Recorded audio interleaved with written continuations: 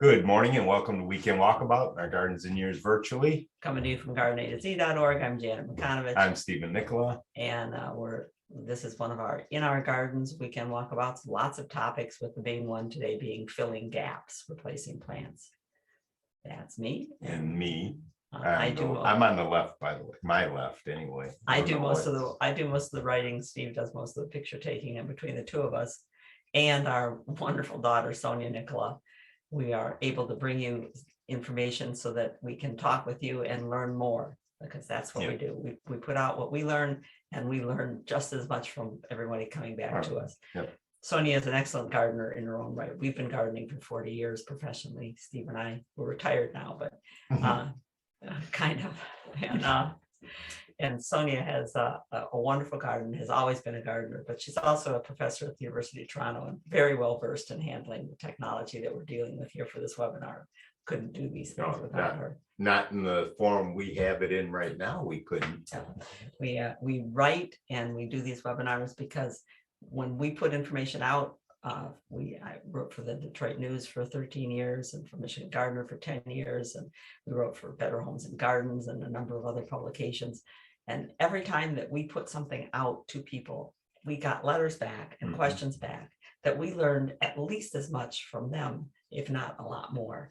And so we said, we need to keep doing this, and we need to put out what we've learned.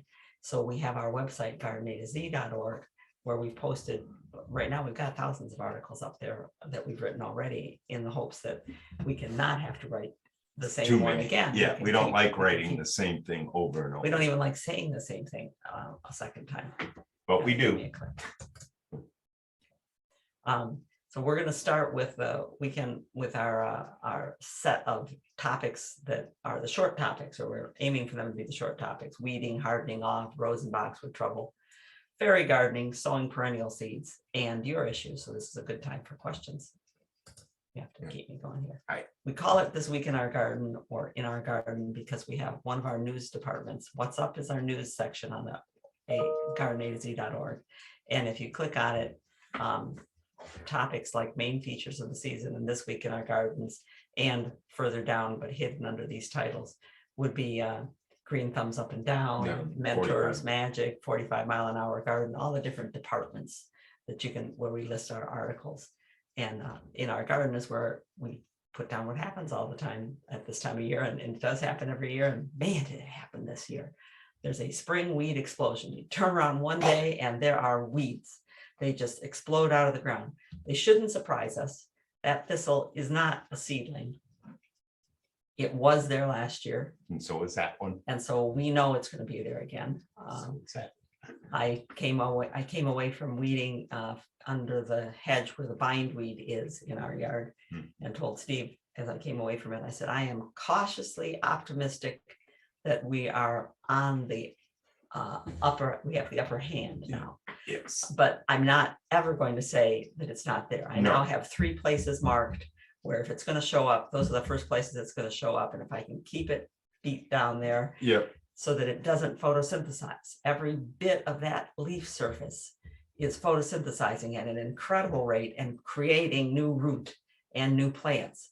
The more that I can pull it, dig it, and do it timely. Even slow it down. You don't have to always get the whole thing, but it's good if you can. Yeah, we had thistle all down the side of the driveway, and we're down to one spot, one very small spot where the thistle keeps trying to come back. And if I don't want to dig up this beautiful little brunette, it's such a cute little plant. It's got variegated one thistle coming up through it, and it's also got a spotted crest, hairy crest coming up through it.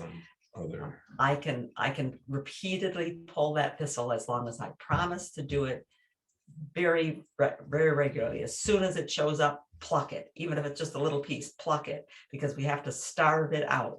We have to cause it to spend more energy growing back than it makes by having its head in the sun.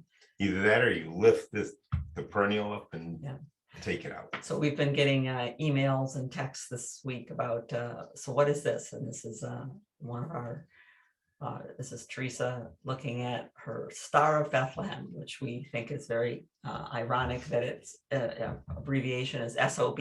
That SOB out there, bulb plants are very difficult to get rid of when they become weeds. Someone was asking about wild onions or ramps. If it's a bulb, I can pluck the top, but the bulb has already started to form and it'll be back next year, maybe looking like grass, and I won't notice to pluck it. And it'll get energy and it'll make a bigger bulb, and then it'll bloom one day and we'll go, darn it, 1 year, and there we look and say, there it is again. You need to dig the bulb or you need to kill the whole area. I'm doing both in one place with SOB, Star of Bethlehem here. Some of it I have covered, and if anything green shows its head out from it, I pluck it off. Plucks. But most places I do what Teresa's doing here. I go deep. Quite You have to click. Yeah, so she's showing us how deep it is. She's having to go to get the roots out, bulb. to get the bulb out. Also got a text with this picture, said, what is this little thing? Well, that looks like a nut sedge to me, little brown nut that is just starting to come up as the soil gets warm, makes a thing that looks like grass, except that it's folded quite sharply and pleated, and it will create more bulblets and little colonies and really get into stuff. Nut sedge is not a nice thing. That's a native plant. You could always put it in a pot and take a look and see what it really is. Yeah. Let it go. And she said, well, is this a nut sedge too? No, that's an acorn. The acorn loses its cap at some point, and oaks go through a 2-part process of germinating. First, they germinate in the fall where the root comes out and soaks up enough water from that little root tip that first comes out to split open the shell the rest of the way. And now this time of year, you see this top coming up. We're pulling lots of tree seedlings out this year. It was a bumper year last year for tree seedlings. I lost quite a bit of sleep 2 nights this week over this weed. This is milkweed. And this milkweed was not there before in this area. It is field milkweed, which is a terrible running root. It was one piece of milkweed 2 years ago, showed up right here. And I went, oh, but it showed up just when we had finished teaching the kids about backyard wildlife habitat and getting their yard certified as a National Wildlife Federation backyard wildlife habitat. And so here's the monarch's food right there, and I couldn't pull it out. Well, by now it has moved its way around on those runners, which can go quite deep. This particular one was on the shallow side. It's come right around the corner. So I pulled it all. I said, after agonizing over this, what do I do? This is the monarch's food. We have to do something to keep it under control. But the kids are going to want to have the monarch butterfly caterpillars in their butterfly habitat again. So I decided the monarchs are not here for 2 or 3 weeks. I'm going to pull all of this in order to cause it to send up new shoots or finish sending up the shoots that it's already sending up. That will be there when the monarch gets here, and I'll keep it clipped and pulled. That we did find out, and it has been affirmed by other butterfly enthusiasts, that the monarchs prefer to lay their eggs on the soft, fresh new growth anyway. So the more you keep it clipped, so that there are multiple shoots with soft growth, probably the more eggs we'll get. When you go looking around though for things and pulling weeds, you find more weeds. How something as big as tall rocket can get there in a garden that you think you've been tending, I don't know, but it does happen. And the important thing here is to make sure that it doesn't drop all that seed. If you've got a big weed, close your gloves around it, take the weed out and get it out of the garden and into a yard waste bag quickly, because 1 year's weeds is 7 years seeds. Yeah. And you never find nothing. On the milkweed were a lot of these insects, which are not one of the milkweed bugs, not a milkweed beetle. It's a fly of some type, and I'm not sure what they were doing, but you can bet we'll think they figure were it out. hunting the milkweed beetle, because the little milkweed. I think they were hunting something, because look, they have a longer. Yeah, could be. They look like a predator. We'll work with that as one of our theories, but we'll see what we come up with. And I have begun weeding across the line into the neighbor's yard. I said, Elaine, is it okay if I weed over here? Because she doesn't really do anything over in that area, but Enchanter's Nightshade is there, and every year dropping more seeds, and those dumb little sticky burrs, I hate them when they get on my gloves. And the plant does not respect the lot line. So I'm chasing it beyond the lot line. I'm the one who benefits. Yes, it's my time, it's my effort, but I'm the one that wants to get rid of it. So that's what I'm doing. We don't want anybody in the future too. If we could get rid of the problem weeds right now, 5 years down the road, 10 years down the road, Yeah. we've given the next gardener the lack of problem that we have Right. of getting rid of that. Already in 5 years. I mean, we've come there a long will be way. weeds, but not to the extent that. So what, do we have any questions about weeds or weeding that we can deal with right here? Oh, we sure do. We definitely have weed stuff. Gretchen says, at first I thought it was a new weed, but after seeing it all over my property and digging it out, I discovered that it was a sprouting root with a little jagged reddish and green leaf. Where's it coming from? I asked, could that be like a poison ivy or Virginia creeper? She says, nope, it's, she knows those. It's off a big root, nearly an inch in diameter. With jagged leaves. Picture. Sweet fern, might need a picture of that one. Yeah, Gretchen, if you happen to have a picture, you can't drop it in chat, but you could email me, let me know, and I'll give you my email and we can have a look at it. Oh, that's great. Okay, Anne says, I think she has ramps in several places, lawn, gardens, etc. Any best practices for ramps? Ramps is a bulb, it's an allium, and there are a number of wild alliums that get loose in people's gardens, and they are, along with SOB Star of Bethlehem. They're right up there. They're bulb plants, they're difficult to get rid of. We dig them. We dig out all that we can, trying to be careful to pull up all the bulbs that are, because they tend to, the bulb makes new bulbs and the clusters fall apart as you dig them up, trying to get as many bulbs as we can, but we know we didn't get them all, and we go back and we dig again, and over a year's time and 2 years' time, we start seeing a difference. If they're in under the lawn, there's nothing you can do except kill the area where they're in. You have to smother or use herbicide to kill everything, and the lawn will kill quicker than the bulb will, because the bulb is perfectly capable of sitting dormant for half a year or more. And if you make a mistake and put the application down at the wrong time, it might not even affect the bulb. Right. So Okay. we can't give you a lot of encouragement there. All right. Sue has corn speedwell according to her plant ID app. It's all over the lawn, especially at the edges of the garden where it creeps in. Yeah. Suggestions for corn speedwell. I just pull it where it gets in the bed. If I wanted to be serious about it, okay, at the front edge of our front yard garden, we have a little bit of lawn left, a little bit of lawn between the bed and the road, and that lawn is going because it's the source of the speedwell. Yep. You get a few in there, and then they spread their seeds elsewhere. So if you control it in the lawn, in your lawn or the neighbor's lawn or wherever it is, then you can control it more readily in the beds. But I'm not about to use a herbicide on the lawn. It's not what we do. We have never used herbicide and don't feel like starting to use it now. So we just pull it and know that it is a cool season weed, which means it germinates even last fall. So if you have a big problem with it, make sure you get a mulch down in the fall to prevent the seeds from germinating, because some of those things that are out there right now that I'm pulling are clumps that started last fall and are Or already. even in December this year. Yeah. You know, that's Yeah, still so fall, mild. but late fall, later than you would think when the temperature, they could be sprouting. And once they get green, they can, if there's no snow cover, they can keep going. Yeah.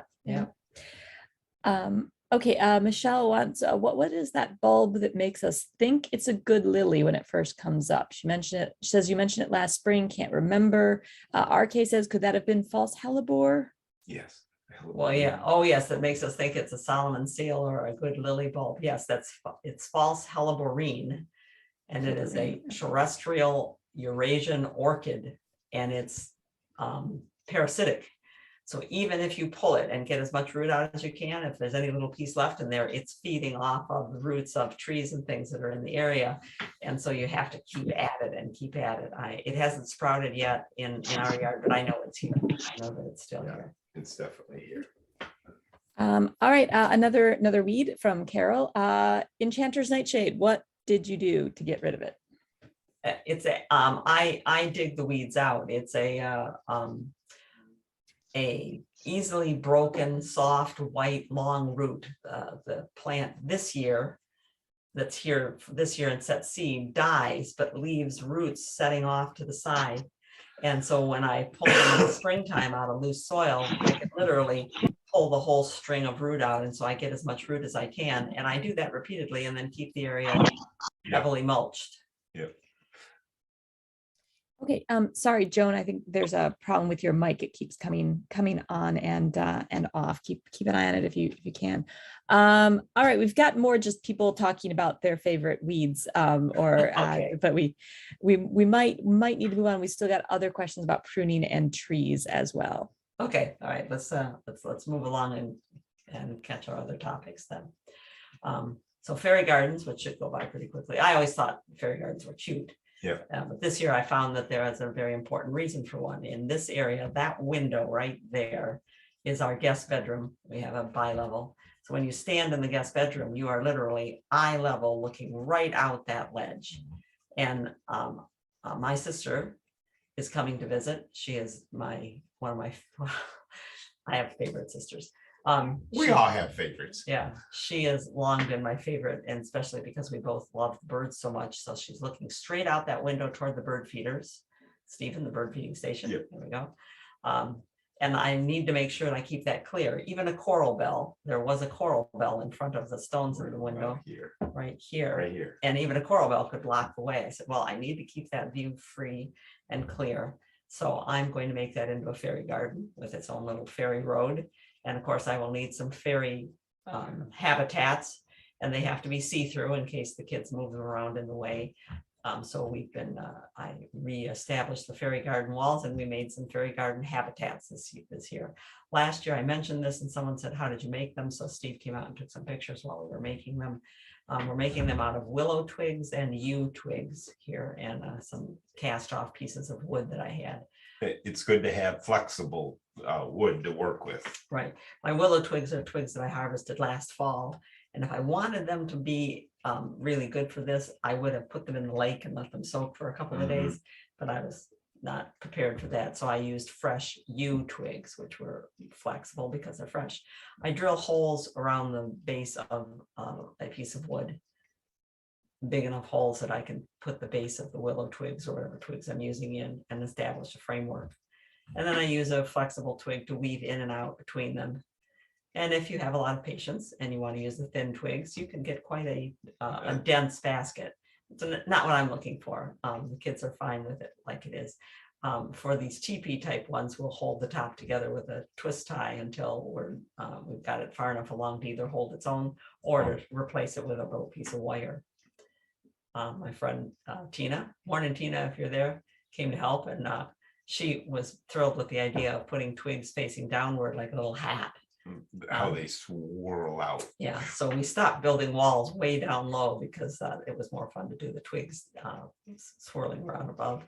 And that's part of what you're doing. You have fun doing this. You know, right. it's an enchanting thing that you should have fun doing. Yeah, so I'm weaving twigs in where it would be easier to weave the twigs before you put the top together. Yes. The top together, Fine. but it's still possible to do.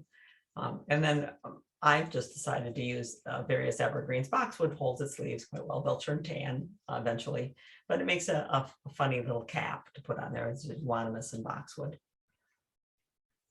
And you just twine them together. Yeah. They almost hold each other. We use string String. to tie little clumps together and hang them on there. And then we put the gnome that Patrick got us next to the one house, and built our little arches to direct the view out to the garden. And my friend Debbie brought over a bona fide fairy garden made on a boot and with little fairies and everything on it to put right outside the window. So fairy gardens are the fun. We need to have fun doing this. Yeah. And because that space needs to stay very low, but I want to do something in it, those Fairy gardens need.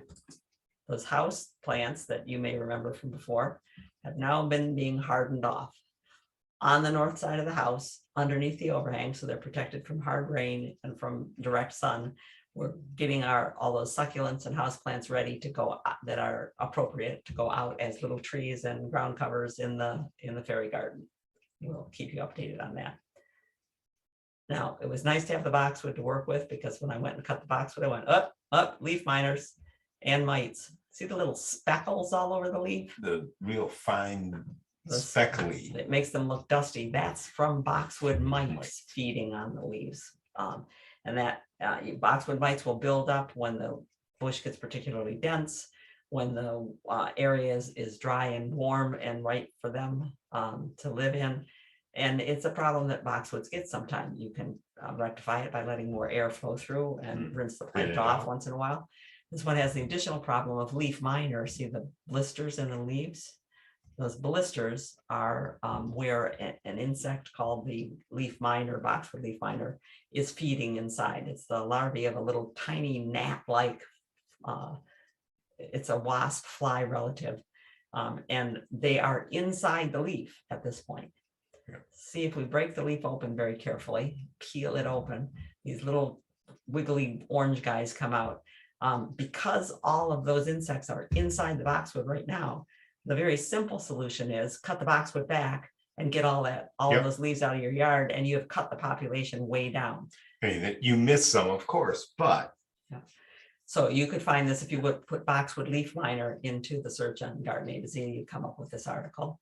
And I just chopped the boxwood back. I took probably 2/3 of the shrub down. It's a boxwood, it can handle that. And made sure it got nice and thin.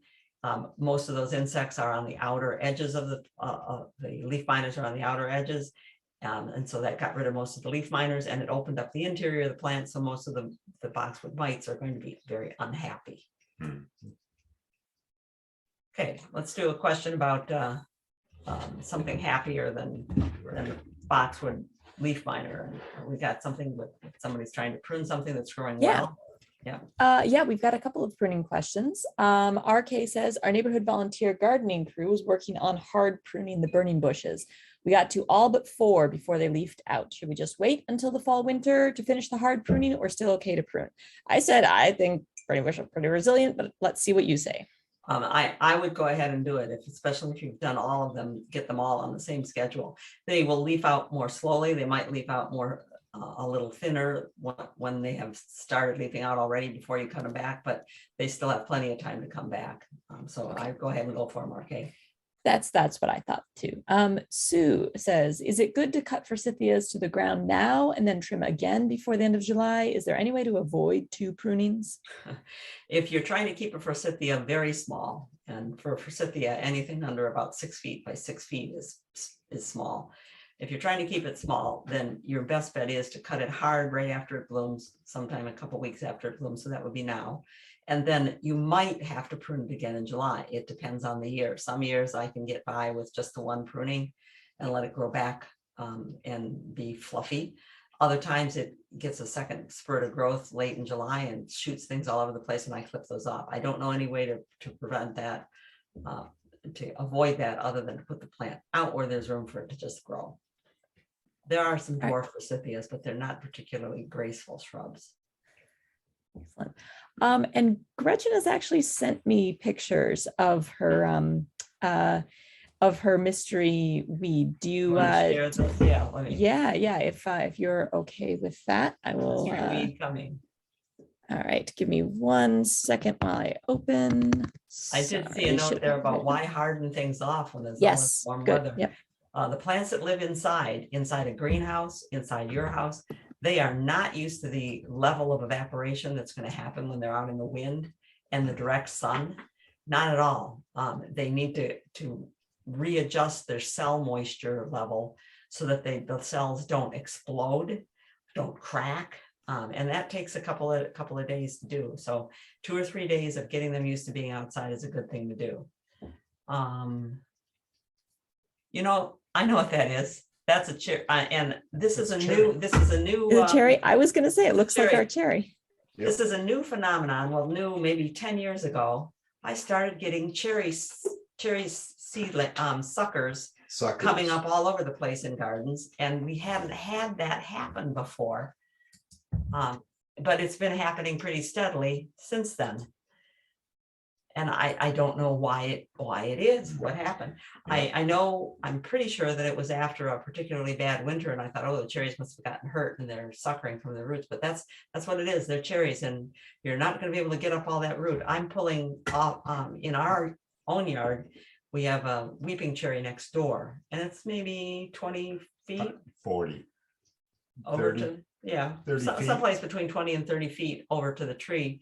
And it's just a little weeping cherry tree, and yet the suckers are 25, 30 feet away coming up in the yard.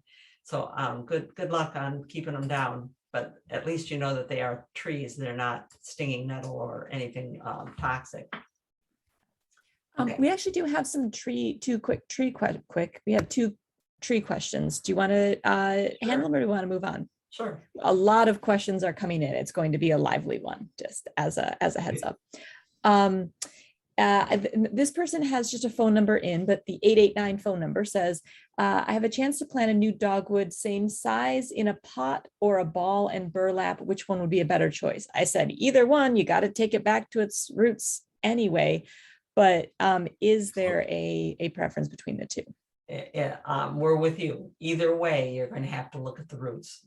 Almost everything that's in a ball and burlap was in a pot, a container at some point in production, and the roots were not pruned. And so they're probably twisted around even in a ball and burlap. In a pot, they may have been in a smaller pot first. You just, You've got to look at the roots. roots. A mess. Yeah.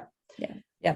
Okay. But no particular preference. As long as you look at the roots, either option is equivalent. Okay. And Michelle, I think yeah, smaller is better. That's a excellent. Thank you. Smaller is better. Michelle, and I thought this was worth promoting out loud. Her bee club has American basswood 2-foot saplings for sale. They'll be a large tree, but they're great pollinator plants. If you want any, find Michelle in the chat. And then she just said, when planting the small flare roots of this basswood, is it correct to be about 1 inch under the soil? No. The flare roots should start at soil level and trend down and away from the tree. So they're going to end up on a tree that size. They're going to end up 1 inch down, but they don't go 1 inch at the trunk. The trunk sits at ground level. Great. Thank you.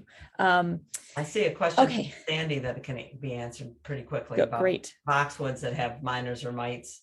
Her boxwoods seem to be clean, but her azaleas have some problems. No, azaleas and boxwoods are no more closely related than lizards and cats. And I'm not exaggerating there. The things that live on like azalea lacebug that eat azalea don't eat boxwood, and vice versa. Yep. And you do need to jump on that azalea lacebug ahead of time. Don't wait for the damage. They're starting already. You can clean off the underside of the leaves with a hard spray of water. You can use an insecticide if you want to, but don't wait and revenge spray to prevent the damage. Because revenge spray is too late. They're done. Yeah. And as long as you invoked azaleas right above that, Diane was asking, she needs to move a small azalea. Can you wait until after it bloomed? Do it now? Which would be best? If you think you can get a good deal of root on it, do it now. It's easy. It's better on the plant to have longer before the heat of summer to reestablish roots than to worry about it flowering. We move things in flower all the time, and if we can get enough root, they move with the flower, they move with the buds just fine. The main thing is getting as much root as you could possibly take. Right. All right, the questions will keep coming, so we should probably move on, and I'll just keep logging questions, and we'll either do chat transcripts or maybe even webinar follow-up on a non-topic week. And I want to get past this one because makes me very sad. The rosette virus is all over the country now. It started out over on the West Coast, and we now view roses as annuals, Stephen and I. If they make it 2 years, that's going to be unusual. If your rose is coming up looking like this is from the friend who sent the pictures of the Star of Bethlehem, and she was asking me to identify what this might be coming up next to a rose. And I said, well, it's probably old tulip leaves that we're looking at right there, but your rose is a problem. That's roses, new foliage on a rose will often be a reddish color. This is not normal. Can you tell that that's not a normal color on that rose? Nor are the thorns normal. The thorns are abnormal. They don't look right. They're prickly. They're little tiny prickers where they shouldn't be little tiny prickers. They're big and red. It's clear through where they shouldn't be big and red, clear through. It's a virus. It's very, all of the roses are very susceptible to it. The wild roses that are invasive creatures anyway, pasture rose and multiflora rose, carry it and give it to our roses. So if you have a rose that looks like this, they have not found the horticulturists that have been trying at different extension services. They've been trying to spray for mites that carry the virus There it between is. plants and other sucking insects, and they're not finding a way to prevent it. So if you see these symptoms, get rid of the rose. You don't have to get rid of the soil, get rid of the rose. It doesn't transfer through the soil, it transfers by insects feeding back and forth, and put in a new rose. I'm Yep. sorry, but that's the way it goes. This was very sad because this is an entire big collection of roses. I mean, this is a botanical garden collection. I saw very few roses that didn't have symptoms. 75% had symptoms or more. We do have an article about that. If you put in rosette in the search on Garden A to Z, you'll find an article with an instance of the leaves coming in ferny looking, coming in small and deformed, as you see in the top picture.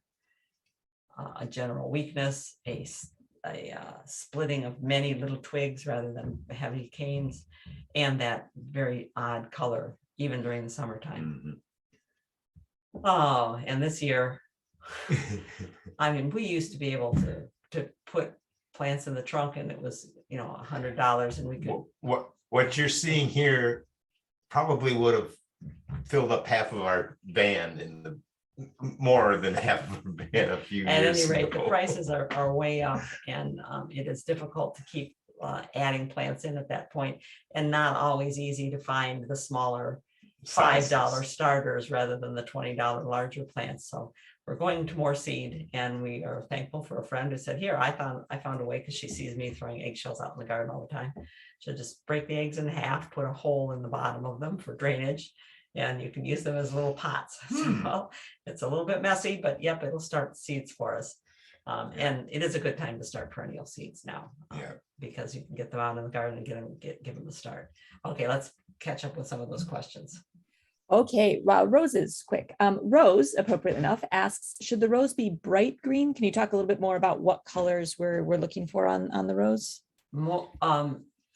There is a variation in between roses. Some roses are more bronzy green, some are more bright green, some are deeper green, especially if they're fertilized heavily. It is the difference between that red that you normally see in cool weather as new foliage comes out. Peonies come out red, roses come out red, but it doesn't go away with when the cool weather goes away. They still keep coming out with a bright red color. That's one of the symptoms that you're going to see. And that bright red, regardless of whether the rose itself is a bronzy green or a green, is the red is the signal. Okay. Shelley says, does our native rose get this disease? And Gretchen is curious if an established rugosa would be susceptible. And then should it be cut off if it's infected? Like, I think she's asking about the established rugosa. Yeah, our native roses do get it. We, at first, when it showed up in British Columbia and the Pacific Northwest, there were horticulturalists celebrating it. Yay, there's this disease, and the invasive multiflora roses gets it and our roses don't. Wrong. Our roses do get it. And as far as I know, and I have not checked this year for new updates, there aren't any resistant, highly resistant roses. Rugosas might be more. I'm trying to think if I've seen very many rugosas with it, but then I haven't seen that many rugosas lately. Yeah, Everybody's into the ground cover. Yeah. And it is a virus. You can't cut off the damaged part. The virus is systemic in the plant itself, just like a virus in us. It's replicating itself inside. Throughout the whole plant. Right. If you've got the virus, oh no, roses, they do get it. Remember at the daycare where we were. Yeah. Yes. So rugosas are susceptible That's to right. it too. If you see the symptoms there, your answer is to take the rose out. Okay. And then I think we have a whole bunch more weed questions, but since we're trying to keep momentum going, I think we might actually, sorry, knockout gets the Knockouts, virus yes. as well. Yes. Okay. Yes. And Sue says, does it expect climbers? Yes. Yep. Yes. Yep. All right. Yep. It's everywhere. It was on okay, all let's- of them that we saw. Let's go ahead and move on, and I'll save the weed questions that you can have a look at the end, perhaps, or for Yeah, another but session. as we have time, we'll look at individual weed questions. I will give a blanket weed answer right now, which is don't Dig it. which is don't sweat it. Yeah. If you can't get to them now, cover them with something, deny them sunlight and get to them when you can get to them. If you have a good garden, you're going to have weeds. Nature abhors that vacuum, and fertile ground is fertile ground. Okay, so that's it for our briefs in our garden today. Now we're going to move to filling gaps and replacing plants. Bear with us. We're going to break up this recording so that it isn't so overwhelming.